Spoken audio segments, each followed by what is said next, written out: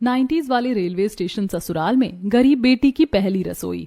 रात के करीब 10 बज चुके हैं। कल्याणी के घर की छत पर हल्की ठंडी हवा चल रही है। कल्याणी अपनी नातिन नव्या और राहुल के साथ छत पर रजाई बिछाई लेटी हुई है। राहुल और नव्या की आंखें मोबाइल स्क्रीन पर गड़ी हैं। वो दोनों यूट्यूब पर 90s के ट्रेंड से जुड़ा वीडियो देख रहे हैं। तभी सीढ़ियों से कल्याणी की बेटी साधना ऊपर आती है। चलो बच्चों, फोन रखो, रात बहुत हो गई है, सोने का टाइम हो गया है। नहीं नहीं मम्मा, अभी तो सिर्फ 10 बजे हैं और अभी हमें बिल्कुल नींद नहीं आ रही। हाँ मम्मा प्लीज, हमें ये 90s वाला वीडियो पूरा देखने दो ना। साधना राहुल के हाथ से फोन ले लेती है। तुम्हें तो पूरी रात नींद नहीं आएगी, लेकिन नानी को तो नींद आ रही है ना। दिन भर के काम से बेचारी थक जाती है, उन्हें डिस्टर्ब मत करो, उन्हें सो जाने दो और तुम दोनों भी चुपचाप सो जाओ। नव्या साधना का हाथ पकड़ लेती है। मम्मा प्लीज थोड़े से वीडियो और देखने दो ना। नहीं मतलब नहीं। ठीक है मम्मा, आप हमारा फोन रख लो, हम नानी से कहानी सुन लेंगे। राहुल अपनी नानी कल्याणी का हाथ पकड़ लेता है। नानी प्लीज एक कहानी सुनाओ ना। राहुल की बात सुनकर कल्याणी उठकर बैठ जाती है। अच्छा, कैसी कहानी सुनोगे तुम दोनों? नानी, हम वीडियो में 90s के पुराने ट्रेंड्स देख रहे थे, आप हमें 90s की कोई बहुत अच्छी सी कहानी सुनाओ ना। अच्छा, तो तुम्हें 90 के दशक की कहानी सुननी है। चलो आओ बैठो मेरे पास, मैं तुम्हें 90s के रेलवे स्टेशन वाले ससुराल में अपनी पहली रसोई की कहानी सुनाती हूँ। राहुल और नव्या खुशी से उछलते हुए कल्याणी के बिल्कुल पास सटकर बैठ जाते हैं। बच्चों का उत्साह देखकर साधना भी फोन साइड में रखकर उन तीनों के पास आकर बैठ जाती है। तो सुनो, ये बात आज से लगभग 36 साल पुरानी है। वो मेरा ट्रेन का पहला सफर था, तब मैं 17 साल की रही होंगी। कल्याणी 36 साल पहले उसी दिन और समय में पहुंच जाती है जहां से उसने कहानी की शुरुआत की है। 90s के दशक में एक पुरानी डीजल इंजन वाली ट्रेन छुक छुक करती हुई पटरियों पर दौड़ रही है। ट्रेन की बोगी में लोगों की खचाखच भीड़ है, अंदर पैर रखने की भी जगह नहीं है। इसी भीड़ के बीच 17 साल की नई नवेली दुल्हन कल्याणी लाल साड़ी में सिकुड़ी हुई अपने पति और नंद के बीच बैठी हुई है। उसके चेहरे पर घबराहट है और ट्रेन के शोर के बीच उसके मन में अपनी सहेलियों की बातें गूंज रही हैं। मेरा रेलवे स्टेशन वाला ससुराल। कल्याणी की यादें उसे कुछ दिन पीछे उसके मायके ले जाती हैं। कल्याणी का मायका एक बहुत ही गरीब पिछड़े हुए गांव में है। कल्याणी उस दिन सलवार सूट पहने खेत में कुएं से बैलों की मदद से रहट से पानी निकालकर सिंचाई कर रही थी। तभी उसकी सहेली निशा दौड़ती हुई उसके पास आती है। ए कल्याणी, बताना, तेरा वो रेलवे स्टेशन वाला ससुराल कैसा है? क्या तेरे सभी ससुराल वाले ट्रेन के डिब्बों में रहते हैं या रेलवे स्टेशन में ही घर बना हुआ है? मुझे कुछ नहीं पता कि मेरा रेलवे स्टेशन वाला ससुराल कैसा है। मैं बस इतना ही जानती हूँ कि मेरी शादी रेलवे स्टेशन वाले ससुराल में तय हुई है। खेत से काम करके कल्याणी जब शाम को घर आती है तो सूखी घास फूस की कच्ची झोपड़ी है और आंगन में झाड़ू लगाने लगती है। तभी उसकी दूसरी सहेली पायल उसके पास आ धमकती है। सुन रही कल्याणी, जब से तेरी उस रेलवे स्टेशन वाले ससुराल में शादी तय हुई है, मेरे दिमाग में तो बस एक ही सवाल घूम रहा है, तेरा गृह प्रवेश कहाँ होगा? ट्रेन की पटरियों पर या ट्रेन के डिब्बे में? तू मुझे परेशान मत कर पायल, जा यहाँ से अपना काम करो और मुझे मेरा काम करने दे। अरे बता ना, गृह प्रवेश कहाँ करेगी और तेरी पहली रसोई कहाँ बनेगी? प्लेटफॉर्म पर? जैसे तू आज तक कभी रेलवे स्टेशन नहीं गई है ना, वैसे ही मैं भी कभी नहीं गई। बस तेरी तरह ही मैंने भी रेलवे स्टेशन का नाम ही सुना है आज तक। झोपड़ी के अंदर से उन दोनों की बातें सुन रही कल्याणी की माँ गीता आवाज लगाती है। ये कल्याणी, तू किससे बतियाने लग गई रे? जल्दी से झाड़ू लगा, अभी चूल्हा फूंक कर खाना भी बनाना है। गीता की आवाज सुनकर पायल वहां से भाग खड़ी होती है और कल्याणी जल्दी जल्दी झाड़ू लगाने लगती है। फिर अगले दिन की सुबह जब कल्याणी अपनी कमर पर मिट्टी का मटका टिकाई नदी किनारे पानी भरने जा रही थी, तभी उसकी तीसरी सहेली शिवानी उसकी दोनों सहेलियों निशा और पायल के साथ उसे नदी के किनारे तीनों तरफ से घेर कर खड़ी होती हैं। अच्छा कल्याणी, एक बात बता, क्या तू अपने उस रेलवे स्टेशन वाले ससुराल में भी ऐसे ही नदी किनारे मटका लेकर पानी भरने जाएगी? अरे यार, तुम तीनों ने मेरी जान क्यों खा रखी है? मुझे कैसे मालूम होगा ये सब? जब तुझे अपने ससुराल के बारे में कुछ मालूम ही नहीं था, तो फिर तू रेलवे स्टेशन वाले ससुराल में शादी करने के लिए मान कैसे गई? मैं कहाँ मानी, वो तो मेरे बाबूजी और अम्मा मान गए, क्योंकि लड़का रेलवे स्टेशन में काम करता है। बाबूजी का कहना है कि मैं गरीब की बेटी हूँ, वहाँ जाकर कम से कम मेरी जिंदगी तो अच्छी हो जाएगी, मुझे 2 वक्त की रोटी तो सुकून से मिलेगी। मटके में पानी भरकर कल्याणी अपने घर की तरफ चल देती है। देखते ही देखते दिन बीतते हैं और कल्याणी की शादी की तैयारियां शुरू हो जाती हैं। कल्याणी का मंडप साल की बल्लियों, बांस, जामुन और आम की पत्तियों से सजता है। कल्याणी की बारात नजदीकी शहर के रेलवे स्टेशन तक ट्रेन से आती है और फिर वहां से बैलगाड़ियों में उसके घर तक। गांव वालों की भीड़ में खड़ी कल्याणी की तीनों सहेलियां निशा, पायल और शिवानी बैलगाड़ी में बारात देखती हैं और अरे हम तो सोच रही थी कि कल्याणी की बारात ट्रेन में यहाँ तक आएगी, लेकिन दूल्हा राजा तो बैलगाड़ी में चल रहे हैं। हाँ, वो तीनों मजाक ही कर रही हैं। फिर सभी बारातियों का स्वागत गांव वाले पूरी गर्मजोशी से करते हैं और फिर सजे मंडप में लाल जोड़े में कल्याणी अपने दूल्हे सतीश के साथ 7 फेरे लेती है। 90s के दशक में गरीब की बेटी की विदाई बस या कार नहीं बल्कि एक सजी हुई बैलगाड़ी पर होती है। कल्याणी की आंखों में आंसू हैं। कल्याणी की तीनों सहेलियां निशा, पायल और शिवानी रोती हुई उसके पास खड़ी हैं और कल्याणी की माँ गीता रोते हुए बैलगाड़ी के पास आती है। बेटी, अपने उस बड़े रेलवे स्टेशन वाले ससुराल में जाकर हम गरीब माँ बाप को भूल मत जाना। नहीं अम्मा, मैं तुम्हें कभी नहीं भूलूंगी। समय समय पर चिट्ठी लिखती रहना, वहाँ अच्छे से रहना और अपने ससुराल वालों का ध्यान रखना। और हाँ, रेलवे स्टेशन वाले अपने ससुराल में जाकर अपनी सहेलियों और उनके सवालों को भूल मत जाना। फिर बैलगाड़ी धीरे धीरे गांव की धूल भरी पगडंडियों से आगे बढ़ जाती है और पास के शहर के रेलवे स्टेशन पर पहुंचकर कल्याणी के ससुर निर्मल, कल्याणी का पति सतीश और नंद कलावती उसे अपने साथ ट्रेन की बोगी में बिठाते हैं। सभी बाराती भी उसी बोगी में सवार हो जाते हैं। देखते ही देखते बोगी खचाखच भर जाती है और स्टीम विसल के बाद ट्रेन धीरे धीरे बढ़ने लगती है और फिर स्टीम विसल की आवाज सुनकर सुहानी अपनी यादों में बाहर आती है। ट्रेन एक बड़े शहर के स्टेशन पर रुकती है। कल्याणी का पति सतीश उसे आवाज देता है, चलो कल्याणी उठो, हमारा स्टेशन आ गया।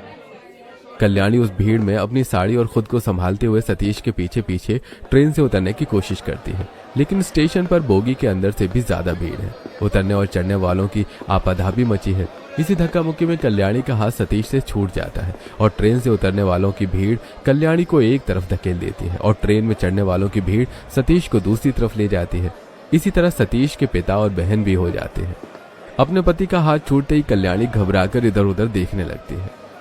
जी सुनिए, कहाँ हैं आप? कल्याणी अपनी नंद को भी भीड़ में ढूंढने की कोशिश करती है। दीदी, मैं इधर हूँ, कोई मुझे सुन रहा है? देखो, मैं इधर हूँ। उसकी आवाज स्टेशन के शोरगुल में दब जाती है क्योंकि चारों तरफ से आवाजें आ रही होती हैं। कुली चिल्ला रहे हैं, कुली कुली कुली। चाय वाले आवाज लगा रहे हैं, चाय चाय गरम चाय। और समोसे वाले की आवाज गूंज रही है, समोसे गरम समोसे। इतना शोरगुल और भीड़ देखकर कल्याणी एकदम से सहम जाती है और डर के मारे अपने दोनों कानों पर हाथ रख लेती है। तभी एक बुजुर्ग यात्री सोनी उसके पास आती है।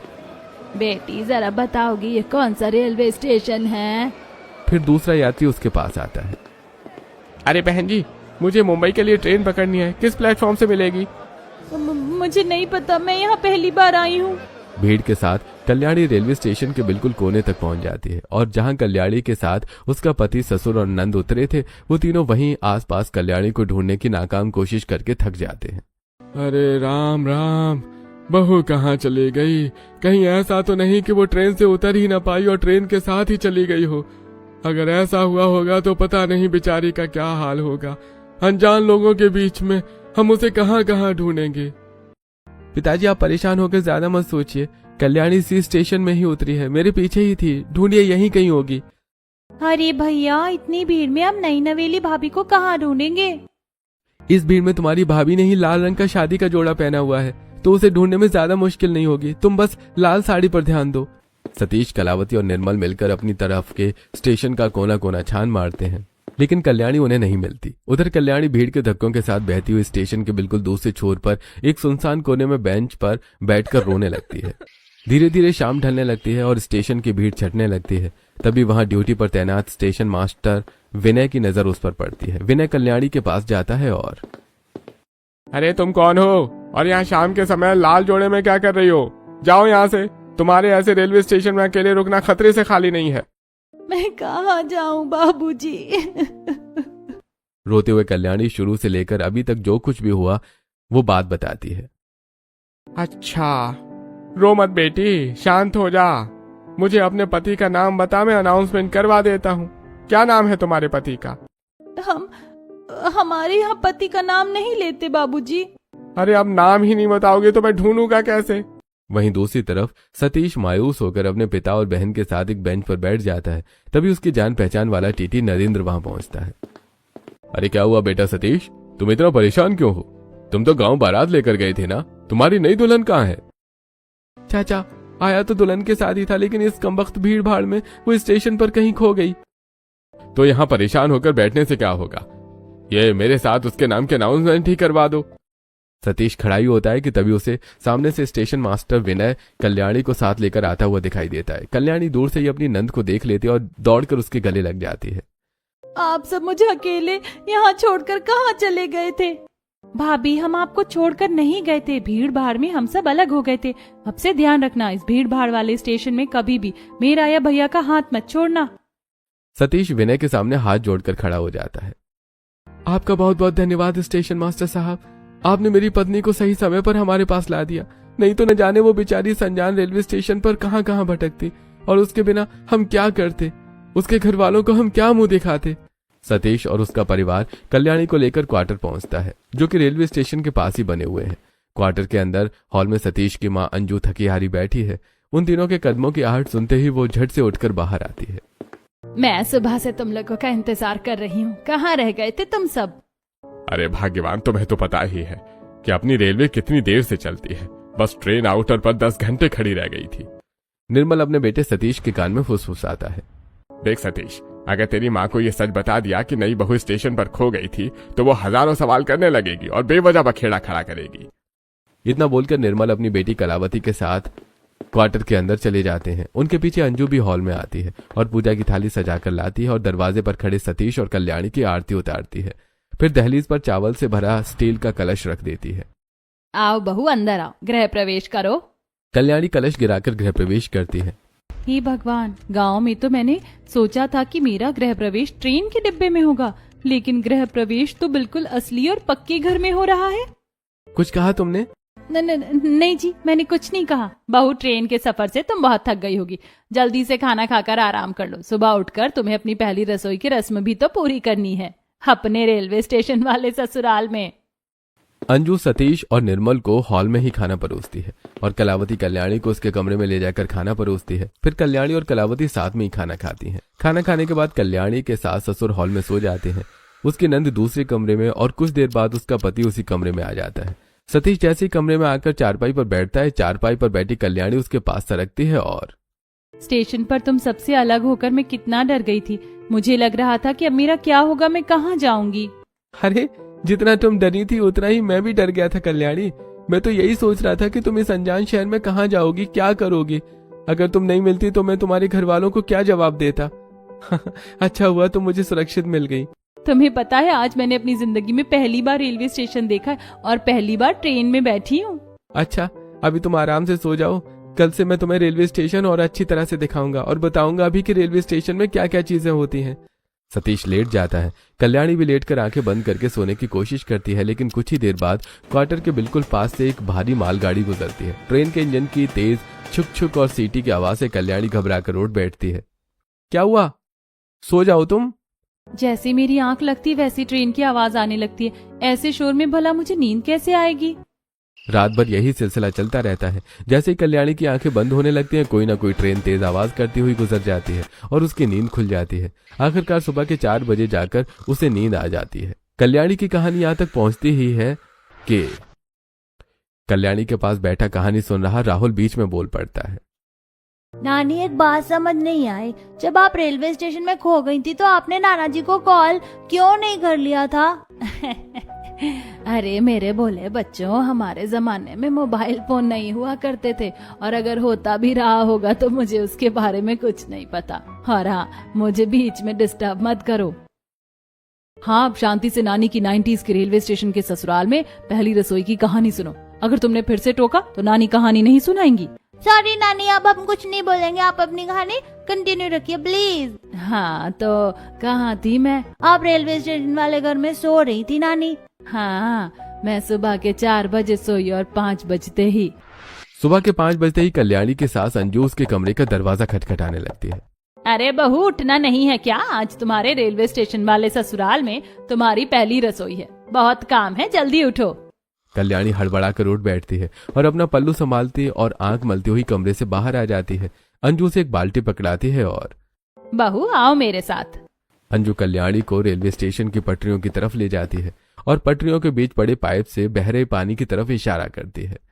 देखो बहू, रेलवे स्टेशन में ट्रेनों की सफाई के लिए जो पानी चलता है हमारे नहाने और पीने के काम भी आता है। पानी के बारे में बताती हुई अंजू कल्याणी को पटरियों के बीच ले जाती है और पाइप उठाकर बाल्टी भरने लगती है। कल्याणी बाल्टी में पानी भरी रही होती है कि अचानक पास वाली पटरी पर एक तेज रफ्तार ट्रेन हॉर्न बजाती हुई आती है। कल्याणी इतना डर जाती है कि वो घबराकर प्लेटफॉर्म की तरफ भागने लगती है। बहू डरो मत, ऐसे मत भागो, कोई हादसा हो जाएगा। कल्याणी हाफते हुए प्लेटफॉर्म पर चढ़ जाती है। अरे मम्मी जी, आप कैसी बातें कर रहे हो? आप देख नहीं रहे हो कि ट्रेन कितनी तेजी से मेरी तरफ आ रही थी? तेज रफ्तार ट्रेन कल्याणी और अंजू के बीच आ जाती है। कुछ देर बाद जब ट्रेन गुजर जाती है तो अंजू प्लेटफॉर्म पर घबराई हुई खड़ी कल्याणी के पास जाती है और बाहू, तुमने अपनी जिंदगी में पहली बार ऐसे ट्रेन को पटरियों पर इतनी पास आते हुए देखा है ना, इसीलिए तुम्हें डर लग रहा है। लेकिन तुम्हें थोड़ी हिम्मत रखनी होगी, क्योंकि पटरियों से पानी भरने का काम तुम्हें अब उम्र भर करना है। सास की बातों से कल्याणी थोड़ी हिम्मत जुटाती है और प्लेटफॉर्म से नीचे उतरकर पटरियों के बीच आकर बाल्टी में पानी भरकर अपनी सास के साथ क्वार्टर के पास बने बाथरूम में ले जाती है। फिर नहा धोकर साड़ी पहने कल्याणी रसोई में खड़ी अपनी सास अंजू के पास जाती है और माँ जी, यहाँ से अच्छा तो हमारा गरीब गांव ही था। कम से कम वहाँ मैं आराम से नदी से पानी तो भर के ले आती थी। पानी के लिए पटरियों में और ट्रेनों के सामने अपनी जान जोखिम में तो नहीं डालनी पड़ती थी। बहू, हमारे क्वार्टर में भी नल से पानी आता है, लेकिन कुछ दिनों से पानी की मोटर खराब पड़ी है, इसीलिए मजबूरी में हमें पानी लेने के लिए वहाँ पटरियों के बीच जाना पड़ रहा है। सरकारी काम ऐसा ही होता है, आज शिकायत करो तो 1 साल बाद सुनवाई होती है, कभी कभी तो होती ही नहीं है। तभी सतीश अपनी सफाई कर्मचारी की ड्रेस में हॉल में आता है और माँ, मैं अपनी ड्यूटी पर जा रहा हूँ। ठीक है बेटा, जब तक तू लौट कर आएगा बहू अपनी पहली रसोई का खाना बनाकर तैयार रखेगी। सतीश काम पर चला जाता है। अंजू कल्याणी को रसोई में रखी हर चीज जैसे राशन, मसाले, दूध, मिट्टी के चूल्हे और लकड़ियों के बारे में सब कुछ बताती है।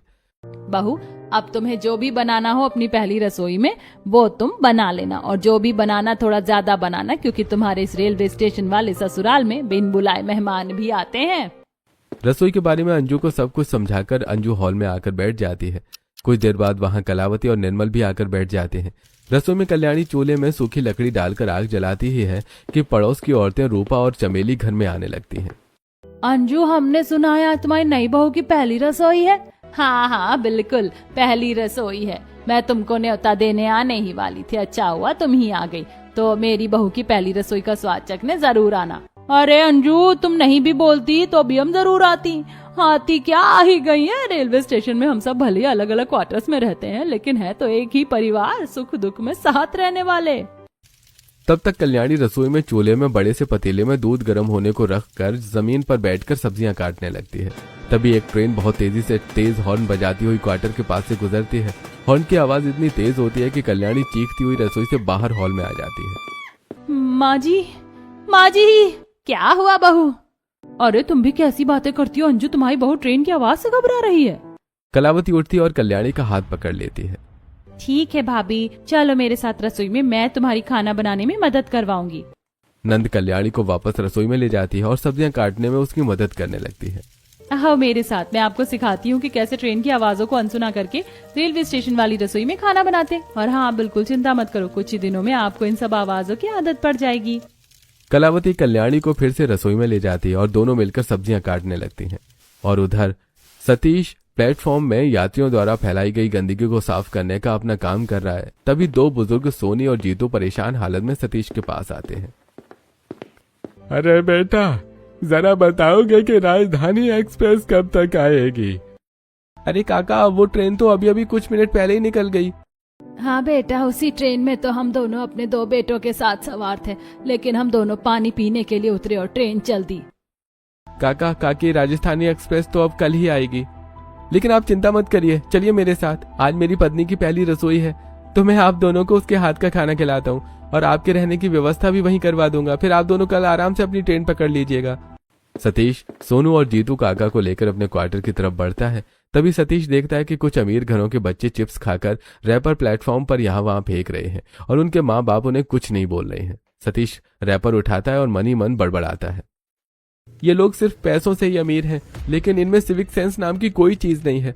अपने बच्चों को इतना भी नहीं सिखा सकते कि बेटा कचरा हमेशा कचरा बाल्टी में ही डालना चाहिए, रेलवे स्टेशन को साफ रखना चाहिए, यहाँ वहाँ गंदगी नहीं फैलानी चाहिए। ये 90s का रेलवे स्टेशन है, इसलिए यहाँ कोई चमकती हुई मॉडर्न टाइल्स या एस्केलेटर नहीं लगे हैं। पुरानी सीमेंट की सीढ़ियां, पुरानी टाइल्स और भारी भरकम लोहे के खंभे ही चारों तरफ दिखाई दे रहे हैं। सतीश उन खंभों के बीच डस्टबिन ढूंढकर रैपर उसमें डालता है और फिर सोनी और जीतू को अपने साथ अपने क्वार्टर में ले जाता है। हॉल में बैठे सतीश के पिता जैसे ही सतीश को जीतू और सोनी के साथ देखते हैं तो अरे बेटे, ये तू इन्हें अपने साथ ले आया? पिताजी, आप तो जानते ही हो कि हर रोज इस रेलवे स्टेशन में कितने ही यात्रियों की ट्रेन छूट जाती है। ये बुजुर्ग भी उन्हीं में से हैं। अच्छा, हाँ, आओ आओ, आप दोनों हमारे साथ बैठो। निर्मल सोनी और जीतू को अपने साथ ही चटाई पर बिठाते हैं। लगता है कि आज आप दोनों की किस्मत में हमारी नई बहू के हाथ की पहली रसोई का ही खाना लिखा था, इसीलिए शायद आपकी ट्रेन छूट गई। सतीश जीतू और सोनी को क्वार्टर में छोड़कर वापस स्टेशन पर अपने सफाई के काम के लिए लौट जाता है और इधर रसोई में कल्याणी ने अपनी नंदी की मदद से खीर और सब्जी बना ली है और पूड़ियां तल रही है। यात्रियों से भरे स्टेशन में सफाई का काम करके सतीश बेंच पर बैठता ही है कि उसे दो रोते हुए बच्चे रवि और आरती दिखाई देते हैं। वो उनको अपने साथ लेकर स्टेशन पर ही खड़े स्टेशन मास्टर विनय और टीटी नरेंद्र के पास पहुंचता है। अरे सतीश, ये बच्चे किसके हैं और तुम इन्हें लेकर कहाँ जा रहे हो? मास्टर साहब, ये बदनसीब बच्चे हैं जो भीड़ भाड़ में अपने माँ बाप से रेलवे स्टेशन पर बिछड़ गए हैं।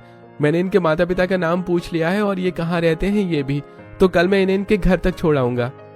अच्छा, हाँ, लगता है कि ये बच्चे भी आज मेरी पत्नी के हाथ की बनी पहली रसोई खाएंगे। मास्टर साहब, आप और टीटी बाबू आप भी चलिए ना घर पर खाना खाने। नरेंद्र और विनय अपने पेट पर हाथ फेरते हैं और फिर दोनों एक साथ बोलते हैं।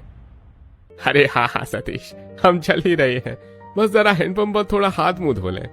विनय और नरेंद्र हैंडपंप की तरफ चल देते हैं और सतीश रवि आरती को लेकर क्वार्टर पहुंच जाता है। तभी कल्याणी अपनी नंद कलावती के साथ रसोई में अपना पल्लू संभालते हुए हॉल में आती है। मम्मी जी, पहली रसोई का खाना बन चुका है। तभी स्टेशन मास्टर और टीटी भी हॉल में दाखिल होते हैं। निर्मल सतीश से रवि और आरती के बारे में पूछते हैं। और सतीश, ये दो बच्चे कौन हैं? अरे पिताजी, ये वही बच्चे हैं जो स्टेशन पर अपनी ट्रेन और माँ बाप से बिछड़ गए हैं। सतीश कलावती के साथ हॉल में ही दरी बिछाते हैं जिस पर पड़ोसन रूपा, चमेली, निर्मल, अंजू, सोनी, जीतू, विजय, नरेंद्र, रवि और आरती पंगत लगाकर बैठे हैं। कल्याणी अपनी नंद के साथ सबको पहले पत्तों से बने पत्तल देती है और फिर सबको बड़े प्यार से खीर, सब्जी और पूड़ी परोसती है। खाना शुरू होता है। सबसे पहला निवाला बुजुर्ग जीतू अपने मुंह में रखते हैं। अरे वाह बेटा सतीश, आज सच में दुनिया में तुम जैसे लोगों की वजह से इंसानियत जिंदा है। हाँ बेटा, हम तो यही सोचकर घबरा रहे थे कि संजान शहर में हम भूखे प्यासे कहाँ भटकेंगे, क्योंकि हमारे पास चारा आना भी नहीं थे, लेकिन तुमने हमारी सारी चिंता दूर कर दी। तभी कल्याणी टोकरी में पूड़ी लिए उनके पास आती है और उनकी थाली में पूड़ी रखती है। दादी अम्मा, आप बिल्कुल चिंता मत करिए। मैंने अपने मायके में बहुत गरीबी देखी और भुखमरी भी देखी, लेकिन मेरी माँ ने मुझे हमेशा यही सिखाया कि बेटा, अगर तेरी थाली में सिर्फ एक रोटी हो और कोई भूखा तेरे दरवाजे पर आ जाए तो आधी रोटी तू खाना और आधी उस भूखे को खिलाना। कल्याणी की ये बात सुनकर सभी उससे बहुत प्रभावित होते हैं, खासकर पड़ोसने। वाह अंजू वाह, तेरी बहू के अंदर संस्कार तो कूट कूट कर भरे हैं।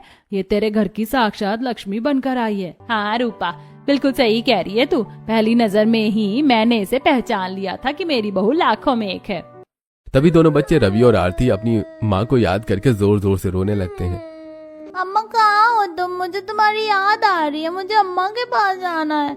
अरे बच्चों, रो नहीं, कल सुबह होते ही तुम अपनी अम्मा पास चले जाओगे। अच्छा बताओ, तुम खीर खाओगे या सब्जी पूरी? लेकिन बच्चे रोना बंद नहीं करते। तभी कल्याणी आगे बढ़ती है। अम्मा, मैं इन्हें शांत कराती हूँ। कल्याणी आरती को अपनी गोद में उठा लेती है और अपने हाथों से उसे खीर खिलाने लगती है। कल्याणी का प्यार पाकर आरती रोना बंद कर देती है। उसके चुप होते ही रवि भी शांत हो जाता है। अंजू, तेरी बहू तो बच्चे संभालना भी जानती है। सभी लोग मजे से खाना खाने लगते हैं। स्टेशन मास्टर विनय खीर खाते हुए कुछ बोलने ही वाला होता है कि तभी बाहर पटरियों पर एक तेज ट्रेन सीटी बजाती हुई गुजरती है। अचानक आई तेज आवाज से विनय एकदम से चौंक जाता है और उसके निवाला हाथ में ही रुक जाता है। अरे क्या स्टेशन मास्टर साहब, आप तो रोज रेलवे स्टेशन पे रहते हो, फिर भी ट्रेन की आवाज से डरते हो? अरे दादा भाई, अचानक ट्रेन की तेज आवाज आई तो मैं चौंक गया था। अरे भाई सतीश भाई, तुम्हारे बहू के हाथों में तो बिल्कुल साक्षात अन्नपूर्णा माँ का वास है। ये सादा खाना भी ऐसा लग रहा है जैसे पंचामृत हो। मैंने ऐसा स्वादिष्ट खाना बनाना अपनी गरीब माँ से ही सीखा है। सब लोग पेट भरकर खाना खाते हैं। कल्याणी को ढेरों आशीर्वाद देते हैं और फिर अपने अपने काम पर और घर पर चले जाते हैं। कल्याणी अपनी कहानी आगे बढ़ा पाती उससे पहले ही कल्याणी की गोद में बैठी नव्या बोल पड़ती है। नानी, फिर आपने गांव जाकर अपनी उन फ्रेंड्स को बताया या नहीं कि रेलवे स्टेशन वाले ससुराल में आपकी पहली रसोई कैसी रही? अरे नव्या बेटा, थोड़ा सब्र तो करो, बता रही हूँ ना। कल्याणी के बगल में बैठी उसकी बेटी साधना नव्या को घूर कर देखती है और तुम लोग फिर बीच में बोले ना। सॉरी मम्मा, अब से बीच में बिल्कुल नहीं बोलूंगी। पहली रसोई के बाद मैं अपने 90s वाले रेलवे स्टेशन ससुराल में धीरे धीरे रहना सीख गई थी। फिर जब मैं पग फेरे की रस्म के लिए अपने मायके गई तो कुछ दिन बाद जब कल्याणी पगफेरी की रस्म के लिए अपने मायके जाती है तो उसकी तीनों सहेलियां उसके घर आ जाती हैं। वो उसे आंगन में ही रोकती हैं क्योंकि सब ये जानने के लिए बेताब हैं कि कल्याणी जल्दी से बता, तेरा रेलवे स्टेशन वाला ससुराल कैसा है और वहाँ तेरी पहली रसोई कैसी रही? अरे पूछी मत, वहाँ तो ट्रेनों के शोर में रात में नींद ही नहीं आती थी और खाना बनाते वक्त जब भी कोई भारी ट्रेन गुजरती थी तो किचन के सारे बर्तन थर थर कांपकर गिरने लगते थे। मुझे तो शुरुआत में काफी ज्यादा मुश्किल हुई। तू ये सब ट्रेनों की बातें छोड़, जल्दी ये बता कि तेरी पहली रसोई कैसी रही? पहली रसोई, मुझे तो लगा था कि पहली रसोई सिर्फ मुझे अपने परिवार के लिए और कुछ मेहमानों या पड़ोसियों के लिए बनानी पड़ेगी, लेकिन वहाँ तो स्टेशन के मुसाफिर भी मेरा खाना खाने आ गए और तो और स्टेशन मास्टर और टीटी साहब भी मेरे हाथ का खाना खाने आ गए। क्या तूने अकेले रेलवे स्टेशन वाले ससुराल में इतने सारे लोगों का खाना बनाकर खिलाया? हाँ, ना सिर्फ मैंने उन सबको खाना बनाकर खिलाया बल्कि सबने मेरी और मेरे खाने की उंगलियां चाट चाट कर तारीफ भी की। आखिर लाइन बोलते बोलते कल्याणी के चेहरे पर संतुष्टि की मुस्कान खिल जाती है। फिर कल्याणी गहरी सांस लेती है और अपने पास बैठे राहुल, नव्या और साधना की तरफ देखती है। तो मेरे प्यारे बच्चों, ये थी मेरी 90s के रेलवे स्टेशन वाले ससुराल में एक गरीब बेटी की पहली रसोई की अनोखी कहानी। राहुल और नव्या ताली बजाने लगते हैं। वाह नानी, आपकी कहानी तो बहुत ही ज्यादा अच्छी थी। नानी, कहानी सुनकर अब मुझे बहुत नींद आ रही है। नानी, आप मुझे एक बात बताओ। मुझे पता है तुम्हें नींद नहीं आएगी। हाँ पूछो बेटा, मैं बताती हूँ। नानी, आपने कहानी में बताया कि आपने अपनी पहली रसोई में 90s वाले रेलवे स्टेशन ससुराल में की थी, तो फिर आप इस इतने बड़े और सुंदर घर में कैसे आई? हाँ नानी, बताओ ना, आप उस रेलवे क्वार्टर से यहाँ इस घर में कैसे शिफ्ट हुई? कल्याणी की आंखों में एक पुरानी और दर्द भरी याद तैर जाती है। पहली रसोई पूरी करने के बाद जब कल्याणी रात के समय अपने पति सतीश के साथ अपने कमरे में होती है, सतीश कल्याणी के हाथों में कुछ पैसे रखता है। कल्याणी, ये कुछ पैसे हैं, तुम इन्हें बहुत संभाल के रखो। ये पैसे मैं अपने सपनों के घर के लिए बचा रहा हूँ। मेरा एक बहुत बड़ा सपना है कि एक दिन हम ये छोटा सा रेलवे क्वार्टर छोड़कर अपने खुद के बहुत बड़े घर में आए। कल्याणी सतीश से वो पैसे ले लेती है और दोनों हाथ से उसका हाथ कसकर पकड़ लेती है। आपके इस बड़े सपने में ये गरीब की बेटी भी आपका पूरा साथ देगी। मैं भले ही एक वक्त की रोटी कम खा लूंगी, लेकिन आपका ये बड़ा घर लेने का सपना पूरा करने में मैं आपका साथ जरूर दूंगी। ये बात बताते बताते कल्याणी की आंखों में आंसू आ जाते हैं। बच्चों, मैंने और तुम्हारे नाना जी ने सच में एक वक्त की रोटी कम खाकर और अपना पेट काट कर पैसे बचाए, लेकिन तुम्हारे नाना जी अपना वो बड़े घर का सपना पूरा होते देखने के लिए इस दुनिया में नहीं रहे। राहुल और नव्या कल्याणी की आंखों के आंसू पोंछते हैं। क्या हुआ था नानी उनके साथ? एक दिन स्टेशन पर कोई अनजान यात्री गलती से पटरियों पर भटक गया था और सामने से ट्रेन आ रही थी। तुम्हारे नाना जी उस यात्री की जान बचाने के चक्कर में खुद ट्रेन के नीचे आ गए। साधना भी अपना माँ का दर्द महसूस करके भावुक हो जाती है। उसके बाद रेलवे वालों ने हमें मुआवजे के तौर पर कुछ पैसे दिए और कुछ पैसे हम दोनों ने मिलकर बचाए हुए थे। उन्हीं सब पैसों को मिलाकर मैंने फिर ये बड़ा घर ले लिया। कल्याणी की आंखों से आंसू छलक पड़ते हैं। ये देखकर राहुल और नव्या तुरंत अपनी नानी के गले लग जाते हैं। कल्याणी राहुल और नव्या के माथे में चूमती है और बच्चों, तो बताओ कैसी लगी तुमको मेरी 90s वाले रेलवे स्टेशन ससुराल में गरीब बेटी की पहली रसोई की कहानी? बहुत अच्छी कहानी थी नानी। तो फिर अब जल्दी से सो जाओ। कल्याणी राहुल और नव्या को अपने पास ही लेटाकर उनके सिर पर हाथ फेरने लगती है, जिससे वो दोनों जल्दी गहरी नींद में सो जाते हैं। फिर साधना भी कल्याणी के बगल से लेट जाती है। बताइए आपको 90s वाले रेलवे स्टेशन ससुराल में गरीब बेटी की पहली रसोई की कहानी कैसी लगी?